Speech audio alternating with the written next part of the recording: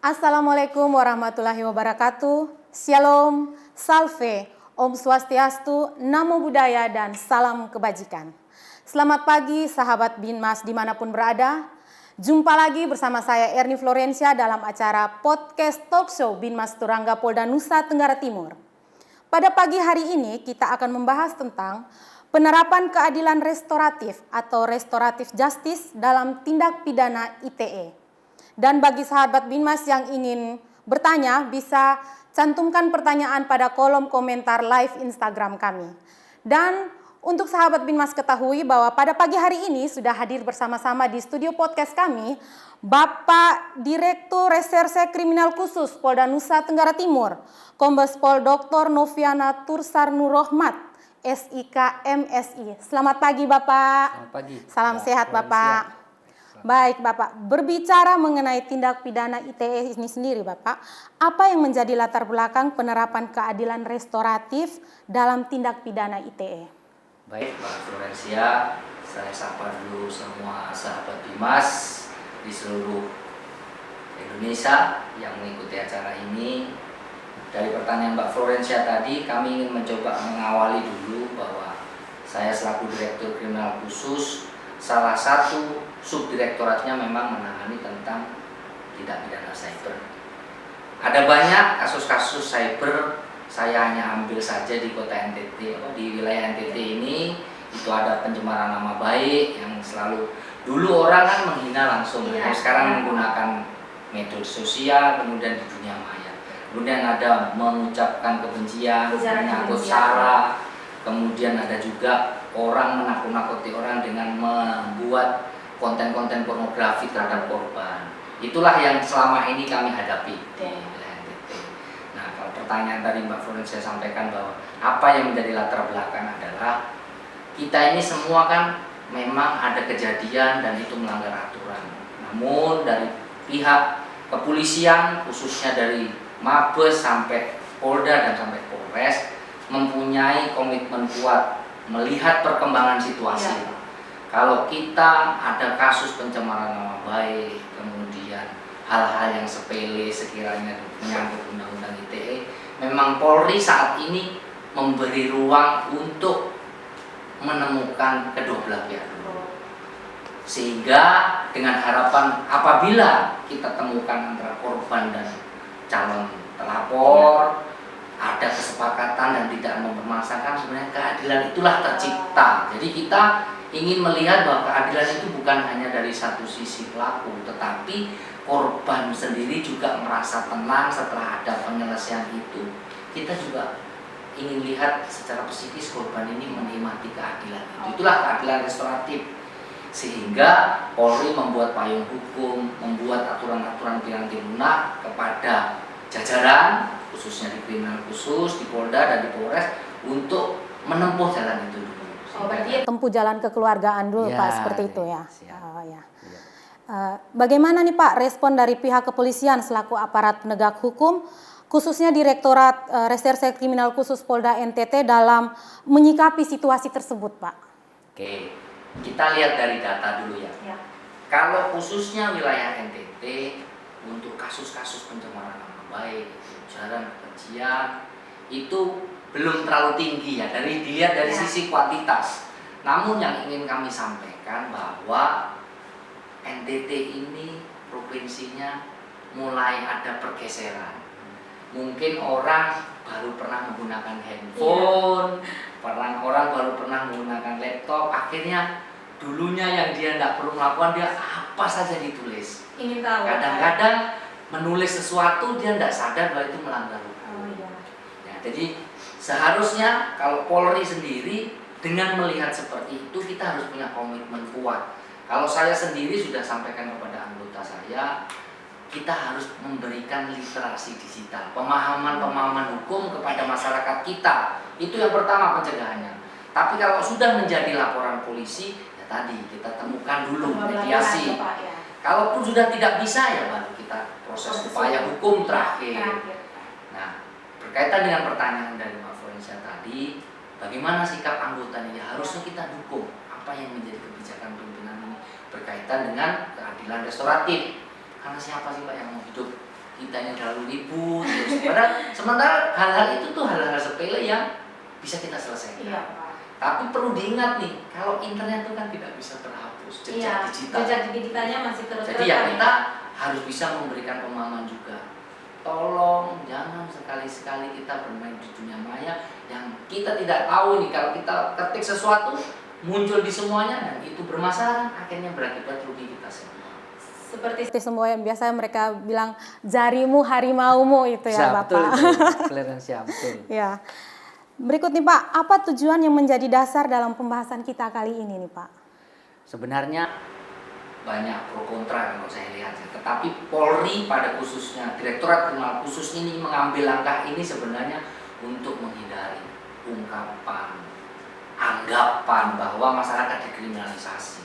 Sebenarnya kan kita ini tidak mau menangani masalah ini kalau tidak ada laporan. Iya. Tapi kan masyarakat yang menjadi korban sudah laporan kan kita berupaya mencegah, memediasi. Tapi kalau tidak bisa kan jangan sampai tindakan Polri ini dikira kita mengkriminalisasi orang, siapapun itu, terlapor dari manapun, dari suku manapun itu kita tidak mau sebenarnya. Hanya karena murni ada orang melaporkan merasa dicemarkan nama baik melalui media sosial ya kita harus tangani. Tapi langkah-langkah tadilah yang harus kita ambil. Jalan hukum adalah langkah terakhir yang kita lakukan. Kemudian saya berpesan juga kalau kita semua sama-sama nih, baik masyarakat, Polri, sebagai pengguna dunia maya ini, kita sudah paham dan kita mengerti, akhirnya ruang digital kita lama-lama juga sudah bersih dari hal-hal yang tidak kita inginkan semua. Itu sebenarnya harapan kita. Nih Pak, sahabat Binmas di rumah juga mungkin ingin tahu nih Pak, langkah-langkah atau mekanisme dalam penyelesaian masalah secara restoratif justice ini sendiri Pak. Oke, kami coba ceritakan alur prosesnya ya. Kalau namanya orang membuat laporan kan sudah ada pintunya di SPKT. Dari situ LP masuk ke ruangan saya, Mas. Saya lihat, oh ini cocoknya kemana, Sudit Cyber di bagian apa ya kita limpahkan. Anggota setelah itu melakukan proses-proses penyelidikan, pengumpulan bahan keterangan. Oh sekiranya ini bisa naik ke penyidikan ya dinaikkan sini. Tapi dari masyarakat tidak usah khawatir, sampai penyidikan pun kita ada upaya mediasi. Tadi prosesnya kita kumpulkan berdua, kita kasih pemahaman bahwa korban ini merasa dirugikan oleh tindakan dari pelapor. Pelapor ini membuat tulisan-tulisan ini melanggar aturan. Nah, bagaimana sudut pandang kedua belah pihak? Dan itu wajib harus hadir, tidak boleh diwakilkan. Korban dan terlapor itu harus datang. Sama-sama. Polri sebagai penengah memberi pemahaman, dia berdiskusi sendiri, dia akhirnya bisa memahami, oh ya saya salah, korban ini masih bisa memaafkan ya. Disitulah muncul. Saya lihat tadi sekali lagi saya sampaikan keadilan yang kedua belah pihak itu bisa ditemui. Kalau mau juga kita ajak salah satu mungkin tokoh masyarakat ataupun saksi yang netral, dia biar bisa ngerti. Dan kita dokumentasikan semua itu, kalau bisa kita sampaikan ke publik. Ini restoratif justice kita laksanakan dengan alasan A, B, C, D. Pihak korban sudah bisa menerima, terlapor memahami kesalahannya, ya sudah. Itu seperti itu prosesnya. Supaya ada kata sepakat ya Pak, jalan damai. Oke Pak, apa hal-hal yang perlu dipedomani nih Pak oleh personil Polri dalam menangani perkara ITE itu sendiri Pak? Baik Mbak, sementara kami coba cerita kendala sebenarnya. Kalau dari sisi sumber daya manusia, kami siap melaksanakan itu. Tetapi yang perlu kita ingat bahwa undang-undang ITE ini kan berjalan terus, berkembang. Sampai saat ini sudah ada perubahan tahun berapa. Nah, sebagai anggota, saya selalu tekankan bahwa ikuti perkembangan zaman. Dari ruang digital kita ini harus bagaimana kita mensikapinya, aturan hukumnya sudah banyak berubah. Itu yang harus kita ikuti. Kemudian dari sisi perilaku kita sebagai manusia untuk ingin main di media sosial, kita juga harus ikuti perilaku beretika yang di ruang digital harus beda dengan saat kita berkomunikasi langsung sama orang. Kan begitu. Nah, kemudian kalau memang seperti itu, langkah berikutnya ya kita mencoba mencegah agar ruang-ruang digital kita ini bisa bersih. Kita ini kan tidak mau orang selalu berasumsi kalau bicara NTT itu seperti apa. Kan kita tidak mau, jangan sampai selalu dibilang NTT itu sudah negatif, Iya. masyarakatnya mungkin berpatah atau berkata Iya. keras, tapi sebenarnya kan tidak seperti itu. Asal itu prosesnya bisa kita lakukan. Nah, kemudian kalau memang sudah pencegahan ini kita lakukan, kita juga ada istilahnya virtual police. Ada suatu kasus pun kita ada kasih message pesan kepada terlapor, kamu sudah menulis ini, tolong kalau memang kamu masih bisa menghapus ataupun masih bisa menemui pihak ini, silahkan diselesaikan. Itu virtual police. Jadi pesan-pesan pendahuluan sebelum LP dibuat. Ya. Nah, kalau memang langkah itu sudah pencegahan kita lakukan secara maksimal, korban masih tetap membuat laporan, ya tadi prosesnya kita terima, kita proses penyelidikan, penyidikan, ya kita mediasikan.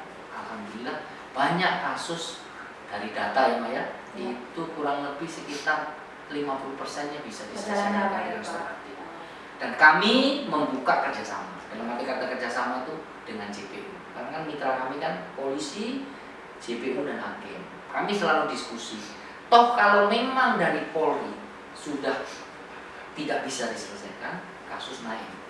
Sampai sudah P21, jaksa pun punya kewenangan. Punya kewenangan sama persis dengan polisi, didamaikan lagi. Tidak perlu sampai sidang. Sebenarnya semuanya itu sudah ada pakemnya masing-masing. Nah, itulah tingkat tindak lanjut kita kerjasama dengan pihak kejaksaan. Oke Bapak, sebelum kita lanjut Pak, kami informasikan bahwa acara ini juga disiarkan secara live di Instagram Binmas Turangga, dan dari tadi Pak sampai saat ini sudah ada beberapa pertanyaan dari sahabat Binmas yang sudah memberikan pertanyaannya kepada kami Pak. Pertama dari @Robertinus Pak, kasus apa saja yang boleh diselesaikan secara restoratif justice? Oke, saya sapa. Silakan, Terima kasih Pak. Ini mungkin Pak Robertinus, saya semoga namanya benar Robertinus. Jadi kasus apa saja yang boleh diselesaikan secara restoratif justice? Kalau melihat merujuk bukan hanya undang-undang ITE, intinya adalah kasus itu kasus ringan, kasus yang tidak menimbulkan dampak besar. Nah, kalau khusus di Direktorat Kriminal Khusus yang saya tangani, selama ini kami bicaranya by data ya. Ya, Pak. Pencemaran nama baik masih bisa selesaikan. Kemudian kalau ujaran kebencian SARA pun kalau dampaknya belum terlalu luas dan orangnya memang hanya perorangan, Ya, kalau kelompok kan agak sulit. Agak sulit ya Pak. Orang per orang sudah benar-benar kita damaikan, insya Allah masih bisa. Ya. Tetapi kalau kasus pornografi itu butuh ekstra, kita mau mediasinya. Kebanyakan di kami tidak bisa kami mediasi. Oh iya Pak. Tapi yang ingin kami sampaikan bahwa pencemaran nama baik, ujaran kebencian, kalau SARA kami masih belum ada kasus di sini. Tetapi kalau menimbulkan kebencian sudah banyak yang kita selesaikan. Itu. Tetapi pornografi kami beberapa kali di TTS, kemudian di Polda kami lanjutkan. Tapi prosesnya kami cek dengan kejaksaan, akhirnya di sana dia sadar bisa diselesaikan. Tapi kalau di saya saat ini pornografi kami belum pernah melakukan RJ ya, restoratif justice. Tapi pencemaran baik, ujaran kebencian itu bisa. Bisa ya itu Pak. Pak Robertinus kalau memang sedang menyaksikan. Oke Pak. Baik, selanjutnya dari @Adinugroho nih Pak. Apakah penyelesaian masalah melalui restoratif justice mempunyai kekuatan hukum tetap sehingga di kemudian hari permasalahan tersebut tidak dapat lagi diproses? Baik, saya ingin mencoba memberikan latar belakang dulu. Kalau restoratif justice ini kan ada laporan polisi, kemudian ada mediasi, didokumentasikan, kemudian hasil akhirnya administrasi yang kami keluarkan kan adalah surat penghentian di tiap mana. Kalau dia di tahap penyelidikan ya kami SP2 lit. Tetapi kalau dia berhenti di penyidikan berarti SP3. Iya. Namun demikian selalu alasan yang kami buat adalah tidak cukup bukti. Karena kami yang tadi ditakutkan oleh Mas Adi Nugroho ini, apakah ini hukum tetap? Inilah namanya perkembangan hukum. Hukum kan tidak statis tapi dinamis. Progresif lah. Kita melihat peluang-peluang mana yang bisa kita bantu dengan keadilan restoratif justice. Nah, kami berharap kalau kami di Polda NTT sendiri, begitu kita mengeluarkan SP2 lit, menghentikan penyelidikan dan SP3 ya kami tidak akan bisa proses lagi lanjut. Oh, seperti itu ya. Iya, karena korban dan terlapor sudah bertemu. Oh, sudah sama-sama duduk Sudah bersama. mediasi. Iya. Sudah ada secara administrasi semuanya sudah unek-uneknya sudah keluar. Sudah keluar semua. Sudah keluar semua dan dia sudah bisa memaklumi. Polisi hanya melapisi administrasinya saja bahwa permasalahan kedua belah pihak selesai. Keadilan antara korban dan terlapor pelaku sudah temu. Ya sudah. Kenapa kami harus sebagai polisi membuat sulit lagi? Iya. Gitu. Pertanyaan ketiga nih Pak dari @nurwahyuni92. Apakah dalam restoratif justice penyelesaian masalah membutuhkan biaya nih Pak? Okay. Ini yang selalu bukan saya takutkan. Ini muncul pro kontra lagi ya Pak. Memang selalu bilang bahwa kalau kita menyelesaikan di kantor polisi ini, yang perlu saya tegaskan di sini bahwa kami semua punya SOP, semua aturan ini. Ini hanya pendapat orang bahwa proses restoratif justice tidak memerlukan biaya. Karena korban dan pelaku ketemu sendiri. Oh ya. Kan kesepakatan itu muncul kan bukan terus harus ganti rugi apa tidak, permintaan maaf atau apa. Dari hati lah, kita sentuh itu dari hati sebenarnya. Jadi kami tegaskan bahwa tidak ada proses-proses pemungutan biaya dalam proses kita melakukan restoratif justice selama ini yang kita lakukan. Ya. Baik Pak, semoga jawaban dari Bapak Dirkrimsus dapat menjawab pertanyaan dari sahabat Binmas semua. Dan tidak terasa nih Pak, kita sudah sampai di penghujung acara podcast kita. Mungkin kesempatan terakhir saya persilakan kepada Bapak, mungkin ada pesan-pesan nih Pak atau penekanan-penekanan mengenai topik kita pada pagi hari ini Pak. Baik, silakan. Mbak Florencia dan para pemirsa semuanya, saya selaku Dirkrimsus dengan adanya tema keadilan restoratif di Undang-Undang ITE. Yang ingin saya kasih penekanan nih ITE. ITE ini kan berarti media sosial, dunia maya, dunia digital. Saya ingin membagikan saja sebenarnya. Atau sifatnya mengingatkan kepada semuanya. Ada tips bijak menggunakan sosial media.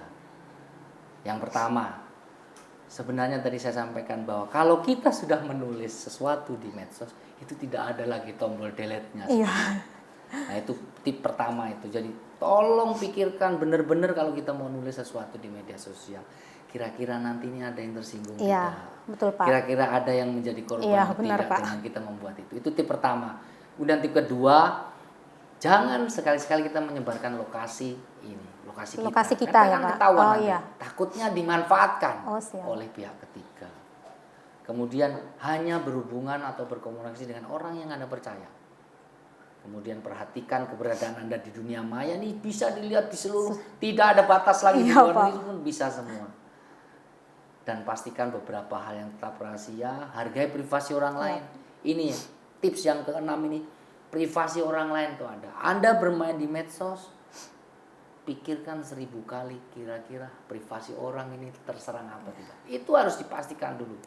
Kemudian apabila Anda menerima postingan yang tentang Anda membuat tidak nyaman, sampaikan kepada pihak-pihak yang bertanggung jawab, bisa ke kepolisian.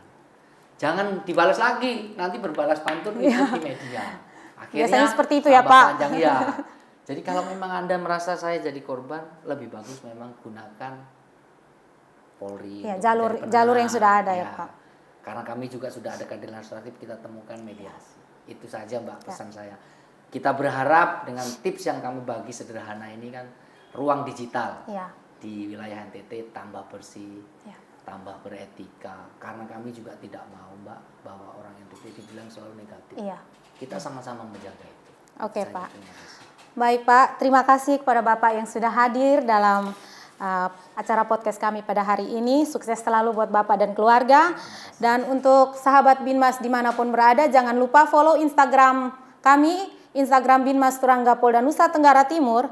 Dan akhir kata, sampai jumpa lagi dan salam presisi.